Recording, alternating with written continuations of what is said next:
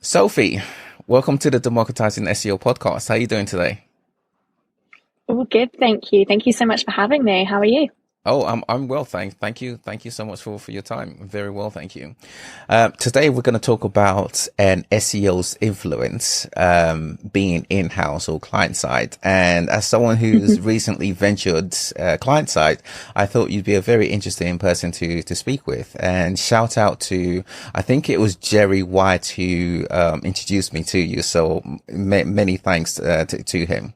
Now, Sophie, as I like to do with all my SEO guests, I like to ask them how they ventured into SEO in the first place. So with that being said, how did you become an SEO professional? Oh, it's a good question. Because I think for everyone who answers this, no one ever actually meant to go into SEO. Everyone kind of just fell into it.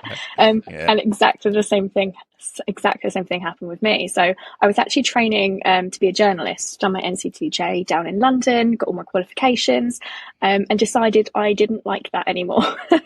Pretty much after I'd finished everything. So I ended up moving to Chelmsford in Essex, and fell into a copywriting role at an agency called Absolute Digital Media. And from there, pretty much just learned the basics of SEO, like on page. I was writing all sorts of like blog articles and things like that for all of our clients, and had an amazing opportunity at that agency to start moving up the ranks, moving into an SEO account manager position. And the rest is history, really. And from then, led the SEO team, client services director. Then I went traveling last year and did a little bit of freelance work on the side, just kind of trying to fund that a little bit. And then, ended up in house when I came back to the UK, working for an American company. Would you say you have a favorite area or pillar of SEO?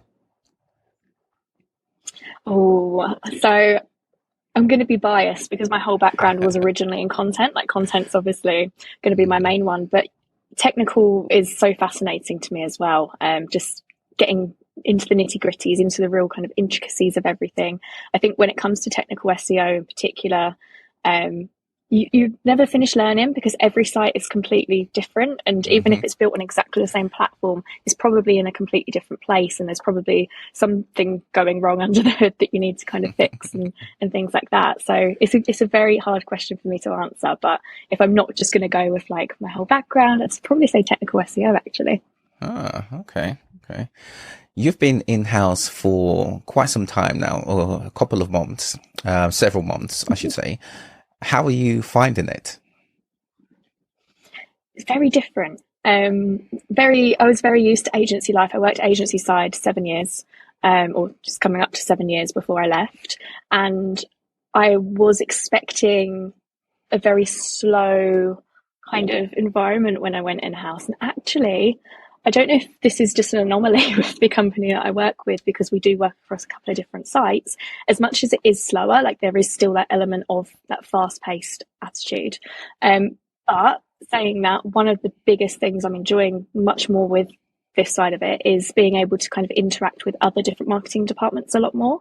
It's not just SEO that I'm doing day to day. As much as that's what I'm leading, I'm working with product merchandising teams, I'm working with the email marketing teams, I'm really up close and personal with what the paid team are doing and really sorting through a lot of their data, working with all of the other different marketing departments and the wider business as well. So I'd say that's probably my favorite part currently, is just getting fingers in all of the different pies, so to speak.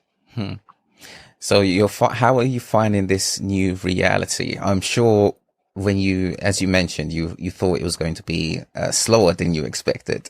And I think a lot of SEOs agency side have this impression, oh, client side is a lot slower, it's calmer. And from an agency side point of view, it might seem that way, right? Because it takes longer to have, for example, things signed off, or things implemented.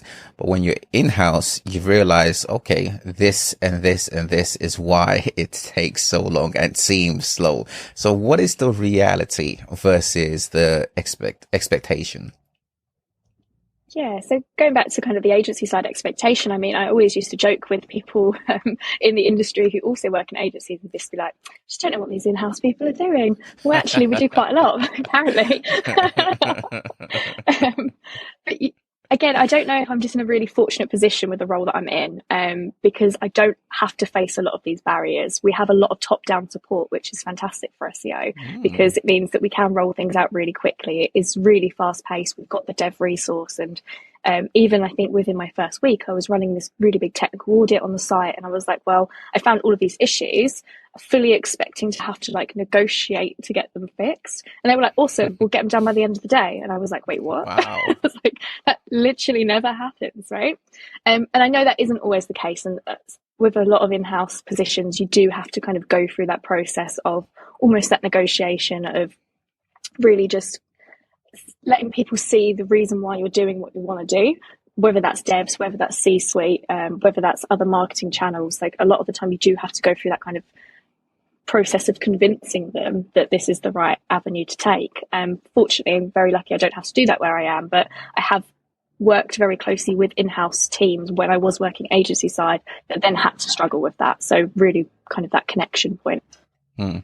It's funny you mention the implementation side of things, because from an SEO point of view, especially, well, both sides, both agency and client side, this is an area that a lot of SEOs struggle with. So what do you think is different in your current position, or should I say company, that allows you to have implementation rather quickly? A day is very quick.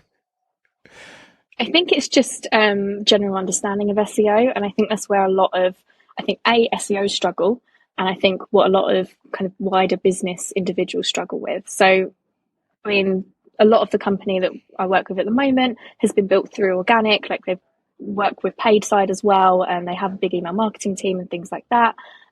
But even Mike, our CEO, has a really sound understanding of SEO because he was doing it himself when he first started the business, right? However, a lot of the issues that a lot of SEOs face in terms of getting that thing in, or anything really implemented a lot of the time, is because I find a lot of SEOs tend to struggle to communicate SEO because that's all they've ever actually known, and they only ever speak in SEO. They're like keyword rankings, visibility, and they've got this real kind of tunnel vision a lot of the time because that is all they've ever known. And whether that's come from agency background, whether that's just because they're quite new to the industry, whether just because they don't have that kind of wider business knowledge, I'm not quite sure, but I'm definitely seeing a lot more of a pattern with SEOs and how they communicate and how they struggle to. So really that kind of wider business impact and understanding of that wider business impact is important. And you really do have to kind of ask questions, get involved in different areas, kind of really be, as I like to say, the thorn in people's sides, because I am definitely that. Any company I've ever worked at, I'm always asking people questions, getting involved, probably where I shouldn't be. But actually that's led me to learn a lot more about not just what I do, and how what I do impacts kind of the wider business picture and reporting and revenue, reporting and transactions, lead gen, whatever that kind of objective is, but also how my channel then feeds into other marketing channels and how we can all kind of integrate together. And if you do have that kind of wider business impact knowledge, then you're going to deliver a lot more kind of accurate reporting. You're going to deliver probably better results because your strategy is going to be stronger because it is going to be integrated with everything else.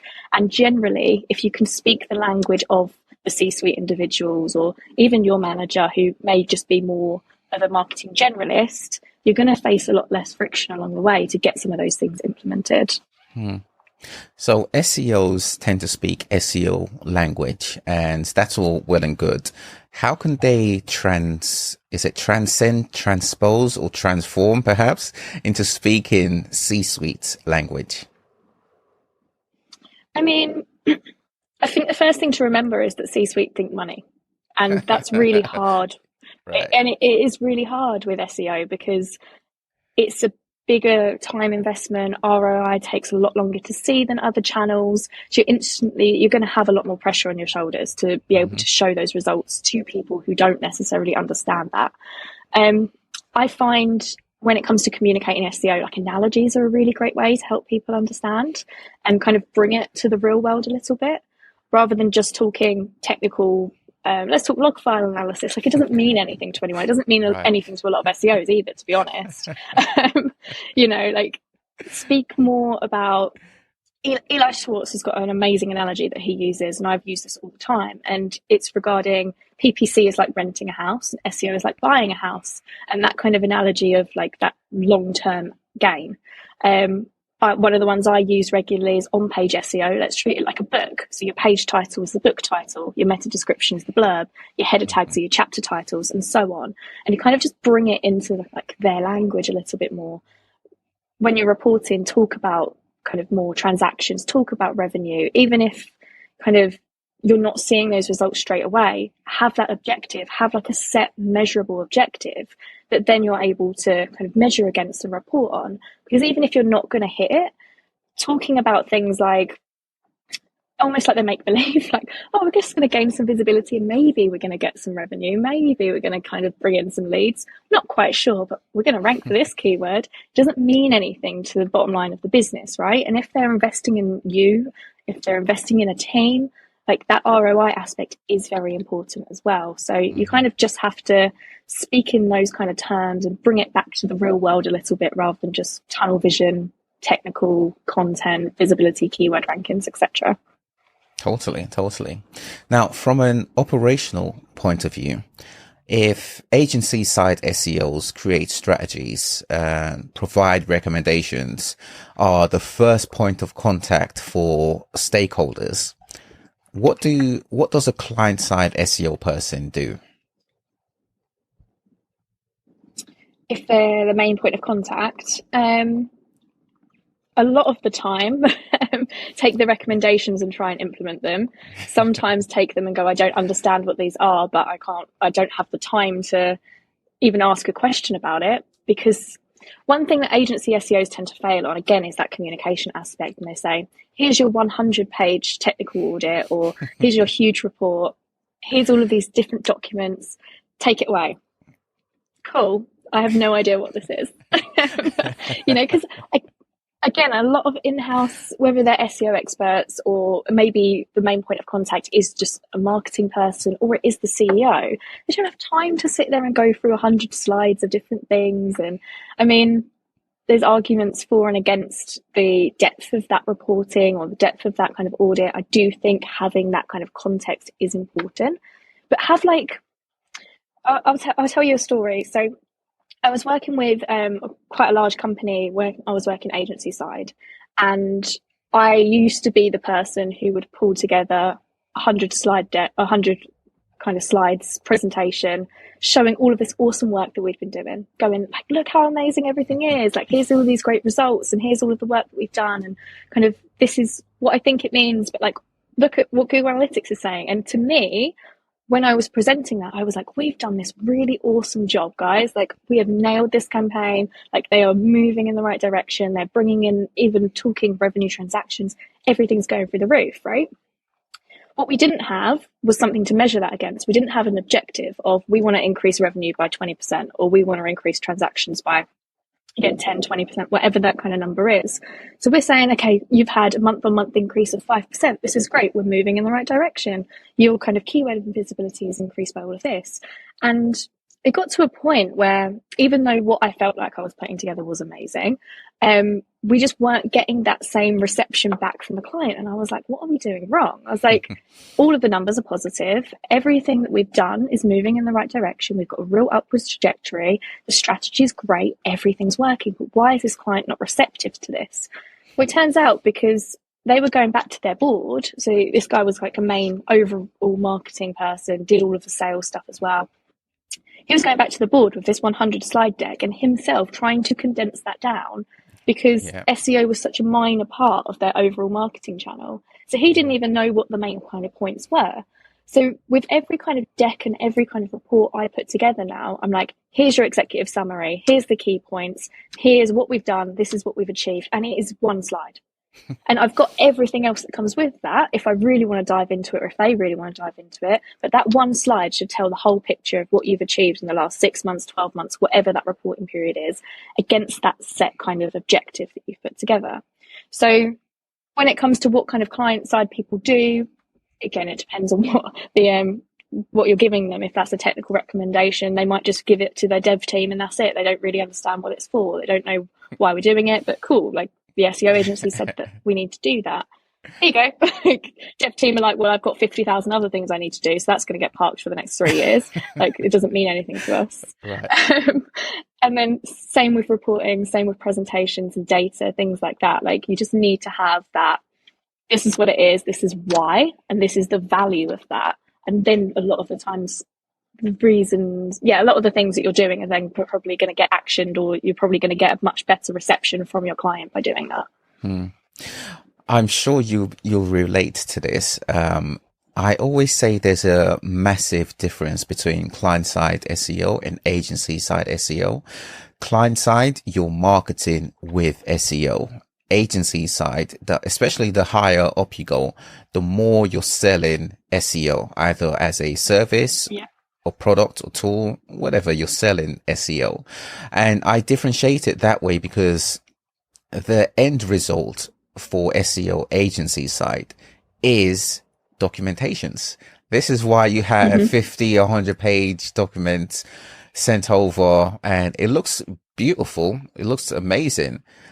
But from a client side point of view, they then have to digest and translate or transpose all of that information into hitting their objective, which is to market with SEO. The end result of SEO client side is to increase revenue.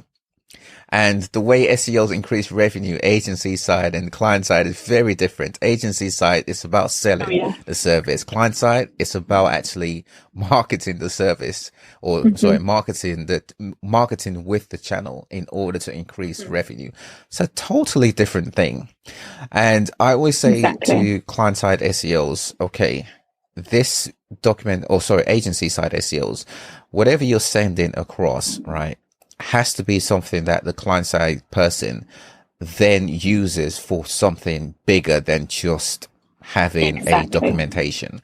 So it doesn't just end at the documentation. There's, they actually have to implement it. And this is where the implementation struggle begins, because you'll have a lot of client side folks struggling to actually interpret all that's written or sent over to them. A lot of the times the stakeholder is not necessarily an SEO person. So they'll just pass on the work, as you just mentioned. If it's a tech audit, yes, it looks brilliant. An 80-page tech audit, that's money well spent. But how do I actually get all of this stuff implemented? I don't know what all of this is saying. I'm just going to give it to the developers. Developers look at this and say, this guy hasn't explained any of this to me. He's just landed this SEO work on me, and now I have to do it. Why do I have to do this SEO work? It's not even part of my job. I have my job description. SEO doesn't cover any of it. I have my task that's already been sent over to me, and SEO work is not a part of it. Even if it is a part of it, I have a choice. I can choose to do SEO work, something I'm not familiar with, or I can choose to do something else. I'm going to choose something else and put SEO work to the bottom of the list.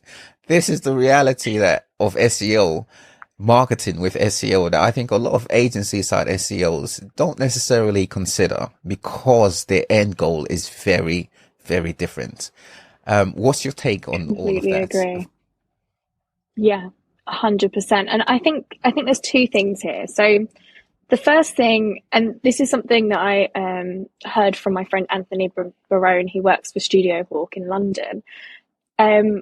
Reporting and the technical audits and things like that is the only tangible thing in an intangible industry when it comes to agency side SEO. Because a lot of the time, unless the agency is working with that client for multiple years, they're kind of a really long-term partner. I mean, the turnaround of a lot of clients, maybe 6 to 12 months, right? Maybe 18 months, 2 years at a real push. And then sometimes you get the long-standing ones that kind of stick around for a while. So a lot of the times, the reason why you go into so much depth into these technical audits, into these reports, and kind of just give them all of this fluff and this waffle, is because you don't really know what else to show them. Because that is the only tangible thing, because everything else comes later, right? It's a long-term strategy. It's 6 months, it's 12 months. What that client is paying for, well, we're going to see that in 6 months' time, 12 months' time, whatever that is. Cool, but what do we show them now? And that's where that kind of trap comes in with, like, let's show all this kind of big technical report and things like that.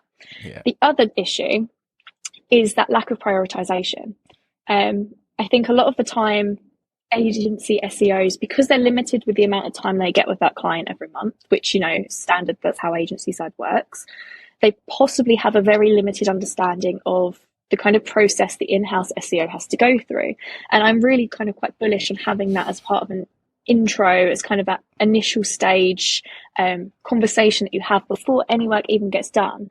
If I give you something, Mr. Client or Miss Client, whoever you are, what do you then have to do to get this implemented? What is that process? What does that look like? Who do you have to go through? Is that the dev team? Has it got to be signed off by 3 or 4 people? Because in a lot of corporate companies, especially when I was working with a lot of really corporate American companies, oh my God, they sit on like 10, 12 meetings before even the slightest page title tweak is decided, right? Right. Yeah. And this is where the struggle of in-house SEO comes, because a lot of the time that is the case, because it's the balance of branding versus SEO and kind of that, which is a whole, we could talk about that for another few hours if you wanted, but that is also the other issue. And then therefore they don't know how to prioritize. They just give the client a big document and say, it's kind of up to you to prioritize it. And they're like, well, everything's a priority, but I have to kind of go through all of these rounds of approval to get there. So I don't really know what's going to have the biggest impact, to be honest. I don't know what's going to be the hardest thing for my dev team or whoever it is to implement, what's going to take the longest. There is a couple of different models out there that I've found actually quite more recently. One of them being the RICE framework, or the RICE scoring model. And RICE stands for reach, impact, confidence, and effort. And I think that's a really great way to kind of understand what kind of impact the change is going to have, and therefore how quickly that should then be implemented and what should be implemented first. And there's loads of different ways you can do it. You can just do impact versus effort and kind of build that kind of table out, and having that as like a bit of a summary on all of your documents, if it is a technical audit or whatever it is that you want to kind of get through. So then at least the client side point of contact can sit down and go, okay, I've got a really clear idea of what each action point is, because this is the other issue with those kind of big documents. Like, what do I do with it? Which we spoke about earlier. Like, there's just so much, like, cool, like what's the actual action points here? Because most of it is just waffle of you saying, I've checked this, but actually everything's fine. Again, guilty, done it. But, having a framework in place and a prioritization kind of framework, whether that's the RICE scoring model, whether it's your own kind of impact versus effort framework, and actually having that initial conversation with the client to say, what do you need to go through?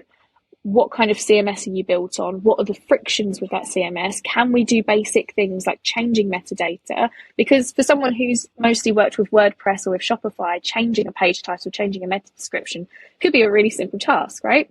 But on some of these more complex, custom-built CMSs where everything's hard-coded and you have to go through 50 different jumps and through different rings to kind of be able to even get that actioned, when it's going to have a really tiny, tiny fraction of kind of impact, well, it's probably not the priority. Whereas for a lot of other CMSs, that would be top priority because it's a really quick win. So it's kind of having that back and forth conversation between agency, between client side, having that prioritization model, and then just like cutting out all of the fluff, having it there, which is great as a reference point, but just having that executive summary, having a prioritization slide right at the beginning, so they don't even have to go through everything else. Like, that's just a reference point for them. Totally agree. And all of this, in my opinion, is an SEO being proactive. So proactive SEO, if you like. And I find that a lot of SEOs who are more leaning towards the proactive aspect of SEO rather than reactive are folks who are client side, because they see literally everything you just said. Like, let's say the CMS, for example. Okay, we want to update the meta title on certain pages. They are hard coded. We have to go through certain developers who are a different team to the main development team, and it uses a separate CMS to the main CMS. And all of this are just issues that SEOs wouldn't necessarily consider unless they are being proactive. And it goes way beyond the whole aspect of being reactive, finding issues on a website and then solving them, resolving them. And all of this leads to okay, SEO awareness needs to be a priority. You mentioned you're in a business where business leaders are very much forefront with their SEO awareness at the very least. What can SEOs client side do to influence business leaders their ends to foster a more collaborative environment for SEO to prosper? So I think first and foremost, SEO should always try and work with other departments in-house simultaneously.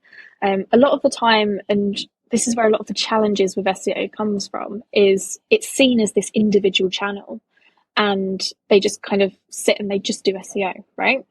Which is fine. That's what you get paid to do. Like that's your job. Fine.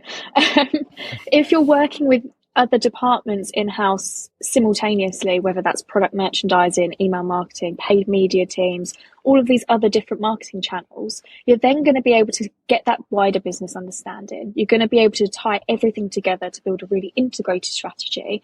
And then you're going to start showing the value of SEO a lot more. And again, referencing Eli Schwartz, I've been listening to a lot of his stuff recently. One of the things he talks about is SEO being an assist.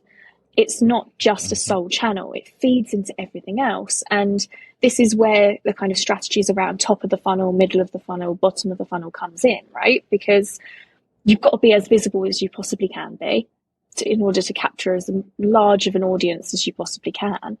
But a lot of the time, people might find you organically and then come back through paid or email marketing or another channel. And it isn't just that initial capture, it's the brand loyalty and the re-engagement after that point as well.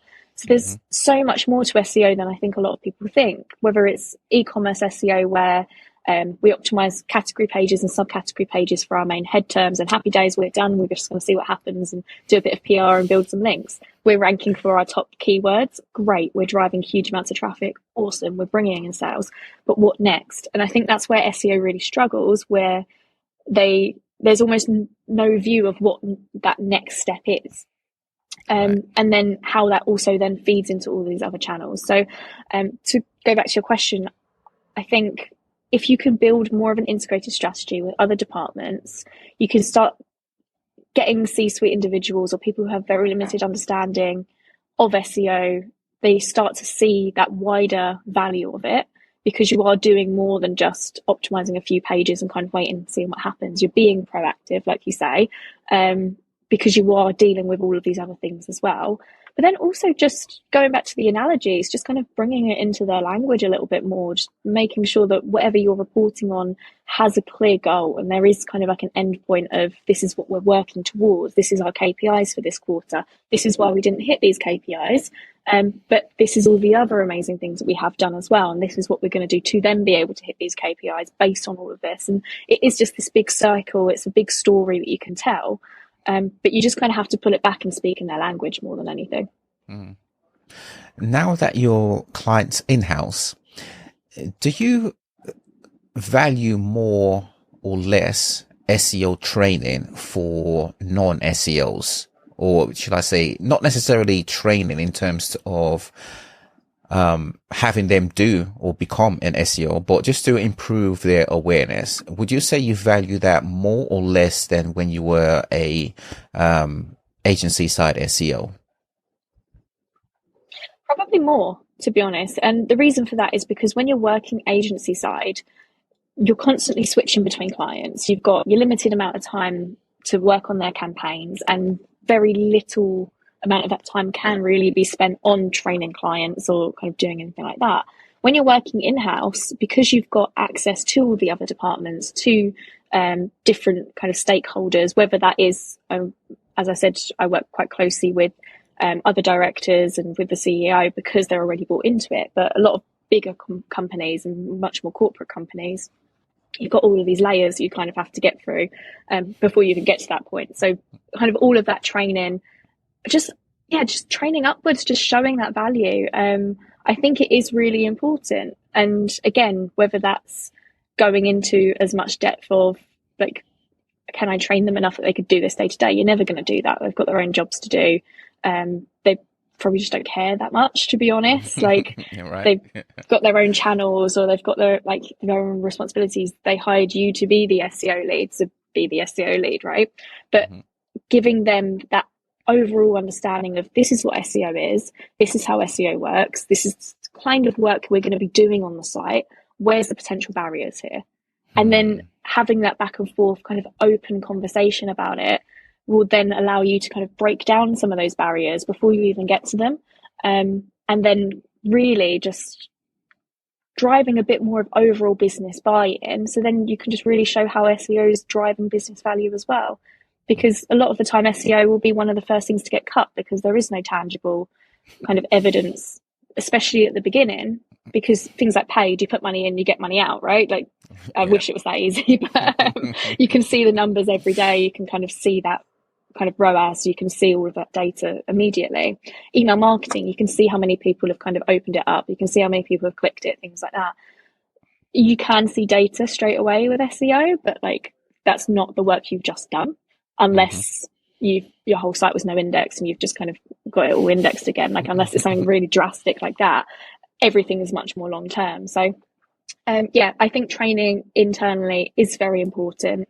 The depth of that training, I think, needs to vary depending on who you're speaking with and who you're working with. One of the things I really like to do is with our copywriters, pulling them into the SEO channel a little bit more, because otherwise we end up in a bit of a cycle where they're trying to do keyword research and then they're creating content and then it's coming back to us as the SEO team and then we're having to then re-optimize it and then it goes back to them to edit and then they've taken some of the keywords out and you kind of end up in this endless cycle to get a blog post up and you're just like, well, this is crazy. So pulling them into it, definitely, like trying to train people up from that aspect, but then just showing people this is what SEO is, this is what we do, this is why we do it, and this is the wider business impact of it to more C-suite individuals will then help them to be more bought into that in the long term. Imagine a reality or a world where all individuals within a business, all teams, all departments have the appropriate awareness of SEO that they require for their roles. What does that reality look like to you? Things get done a lot more quickly. It's probably the first thing with a lot of in-house teams because you won't come up against a lot of the barriers that a lot of people do. Because again, there is that kind of overarching, we do this for SEO, but then we've got to think about the brand, but then we also have to think about user experience. We can't have content on here and it can't look like this and we can't have it act like this. You know, there's all of these different things. But I always think that regardless of everyone's knowledge, like, everyone's opinions are always going to be different. Not every SEO thinks the same anyway. So even if like everyone had that kind of overall understanding, I think there's always going to be some sort of blocker, whether that is to do with branding or whether that is to do with technical aspects and things like that. But generally, I think if everyone had an overarching understanding of what SEO is, the impact that it can have, things would be done a lot quicker and you would probably see results a lot faster. But saying that, SEO may not be for everyone as a channel. And I'm a strong believer in that it is for 99.9% of businesses, but there's going to be those few kind of maybe SaaS companies, very kind of niche individuals where SEO isn't the right channel right at the start, at least. So yeah, I think just getting things done a lot faster, to answer your question. From your point of view, now that you're client side, what would you say makes a non-SEO give a shit about SEO? Money. Most of the time. What SEO is actually even bringing in, whether that's brand awareness, whether that's feeding into other channels, it is that bottom line, because again, it's an investment, as with everything. And if you're a business owner or you're dealing with the financial side of things, it can be difficult to see that value in SEO. So if you can prove, whether that's with clear business objectives of, if we do X, Y, and Z, we're going to bring in X, Y, and Z amount of cash, then that's really going to help with that.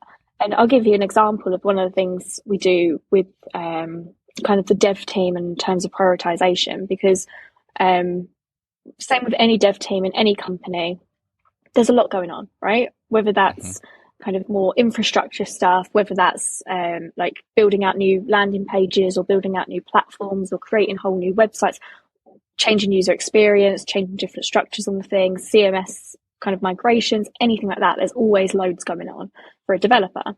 So how on earth are they going to then turn around and say, okay, let's prioritize the SEO work because, you know, we got told that's what we should do when we've got all of these other things going on? It's really difficult.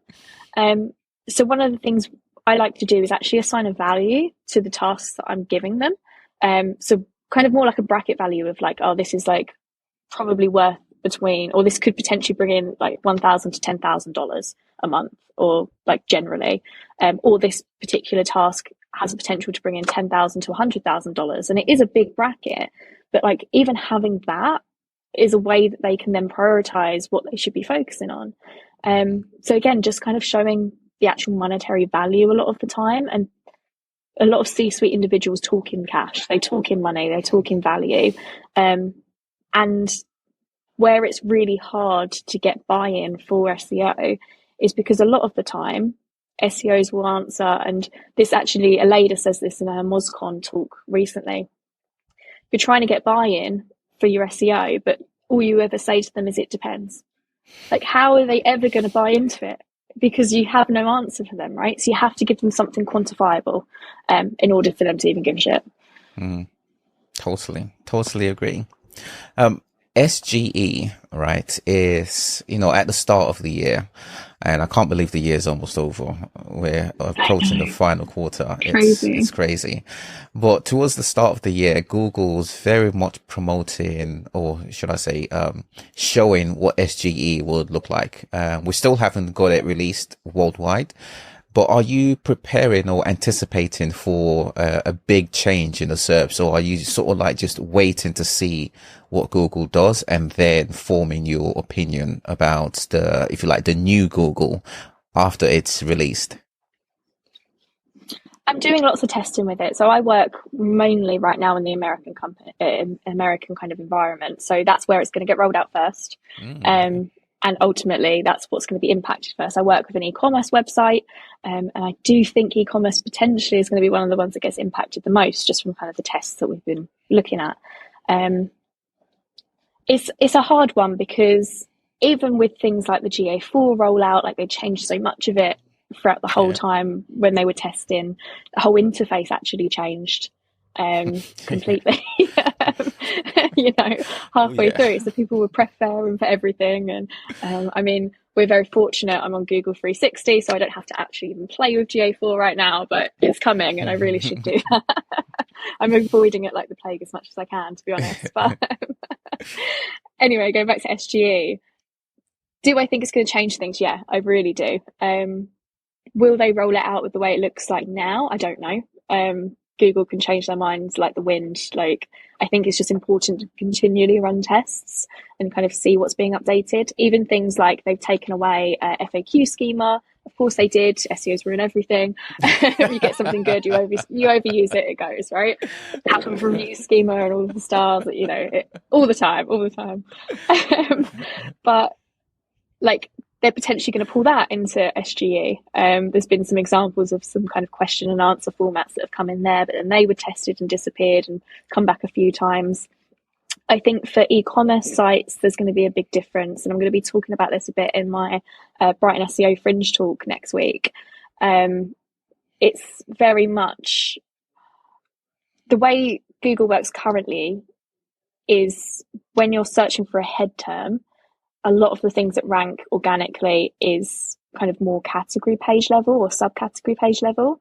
When you're looking at SGE, you've got category pages, you've got product pages, you've got blog pages. There's just so much going on there, right? So I think a lot of prioritization is going to change.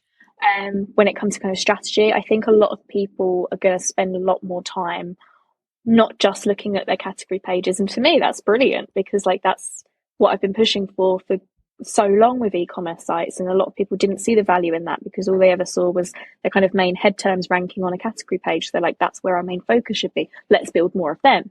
But there's so much value in having more top of the funnel content that feeds into kind of the wider business landscape. There's a lot of value in having really strong PDPs because that's really ultimately where customers will convert on your product pages, right?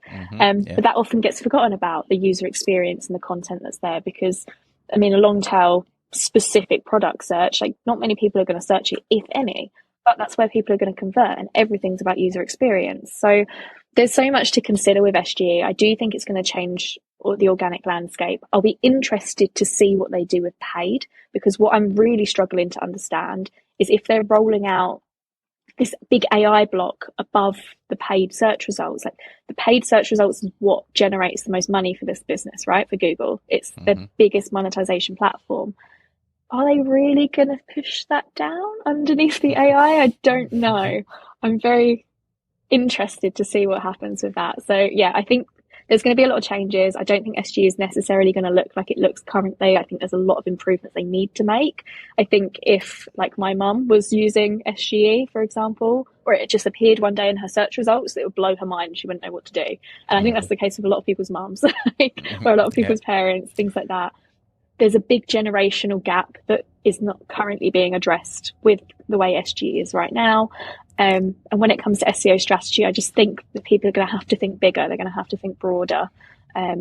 Whether that's e-com, whether that's lead gen, no matter what it is, I think we need to just have more content, better content, and just different types of content as well, whether that's video, whether that's blog content, whether it's guides, white papers, category pages, product pages, really strong content and user experience. And one of the things that I think with SGE is the basics aren't going to change, because we've always had to push out really strong content. We've always had to have really good technical, we've always had to have really strong user experience, particularly in the last few years.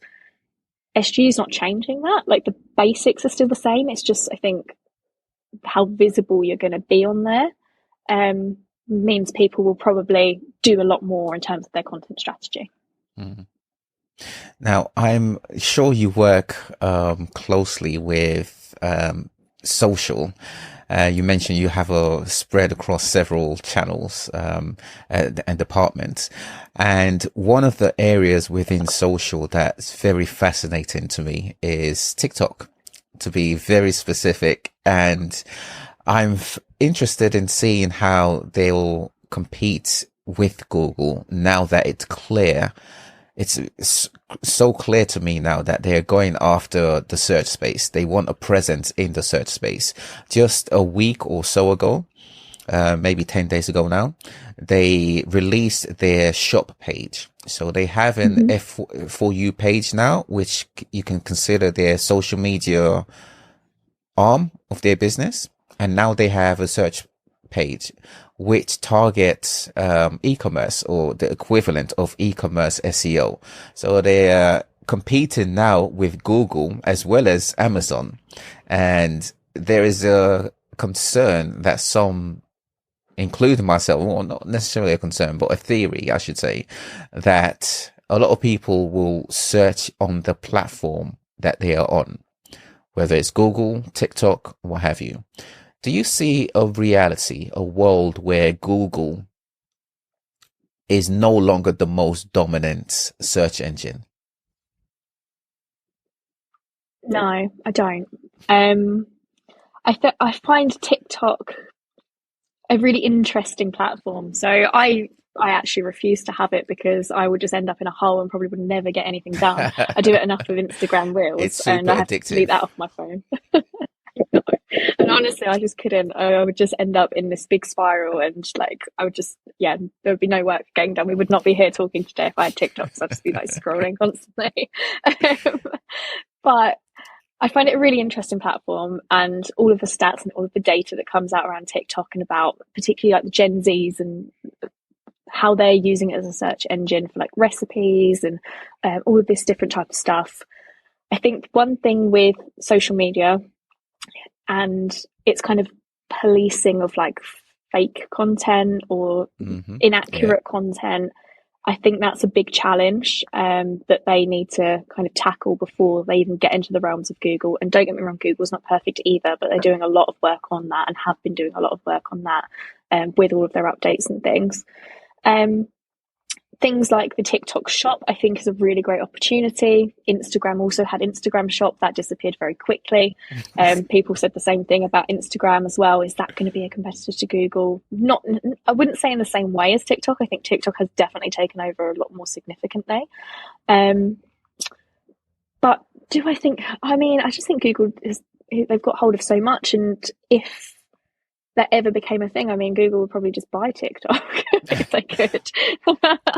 Yeah, that was they would do everything they can to stop that from happening. I totally believe if TikTok were an American company, Google would be going after them aggressively to buy them out.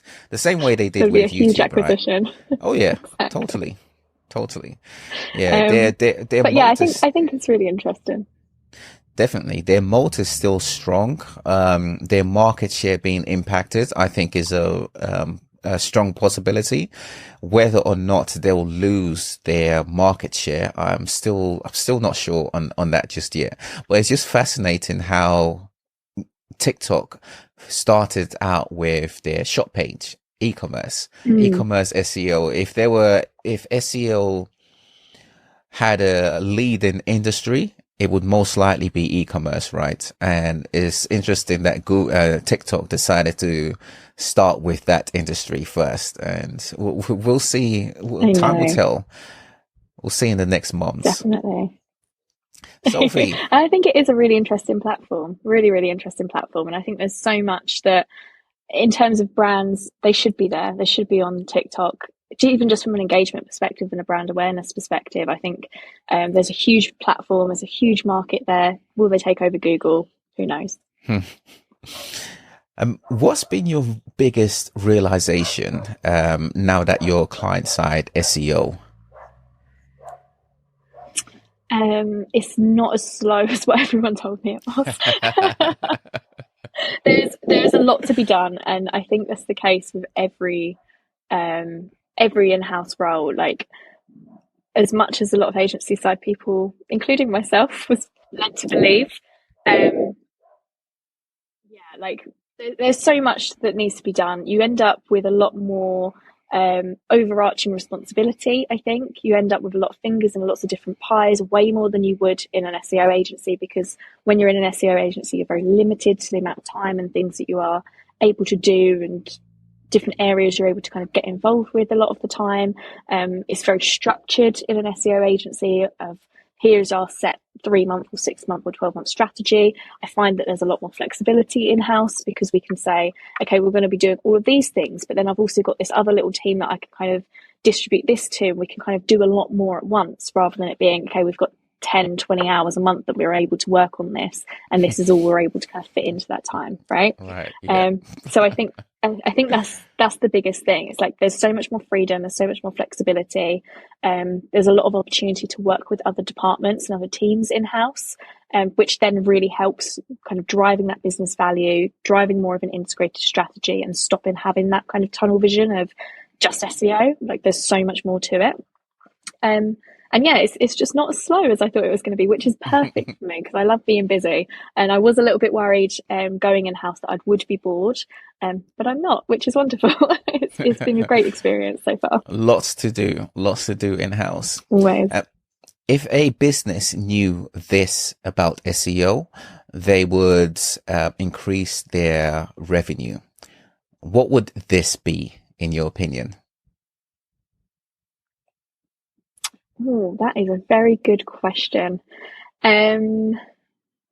Investing in content creation, I think, is the biggest thing. If you invest in content creation, you're probably going to drive more revenue generally, because you're going to attract a much bigger market overall. Whether that's top of the funnel content, middle of the funnel, bottom of the funnel, regardless of what that type of content is, I think as long as you've got a really clear content strategy, you're going to increase your brand visibility. And ultimately, that's going to eventually, whether that's immediate or whether that's because SEO is assisting other channels by being that visible, it's going to drive more revenue ultimately. So having it as kind of a leading channel within your marketing strategy will ultimately just lead to more business revenue. And lastly, Sophie, if SEOs are heroes, what would be your superpower? Ooh, I'd love to read everyone's minds so I can answer all of their questions on my website. That would be amazing. I want to see what everyone's thinking, everyone's feeling at all times. Then I can have all of that on my website. They can find everything they need to find without going to any of my competitors. Or I can understand why they're going to my competitor rather than me and then fixing that on my site. That'd be a brilliant superpower to have, definitely. It would, right? Solve a lot of problems. Oh, yeah. Sophie, thank you so much for your time today. Is there anything you'd like to shout out or rave about? I guess, yeah, just follow me on Twitter. I'm getting a lot more active on there. I have been a bit quiet since I've come back from traveling, but now I'm back. I'm going to be posting lots of stuff on my Twitter, on my LinkedIn, and yeah, just follow me on there. Awesome. I'll have those links in the description for you so people can get in contact with you. Sophie, Wonderful. Thank you so much for your time. Have a brilliant day, and I'm sure we'll catch up again another time. It sounds amazing. Thank you so much for having me. It's been so much fun, and I look forward to this going out. Pleasure. Cheers. Bye now.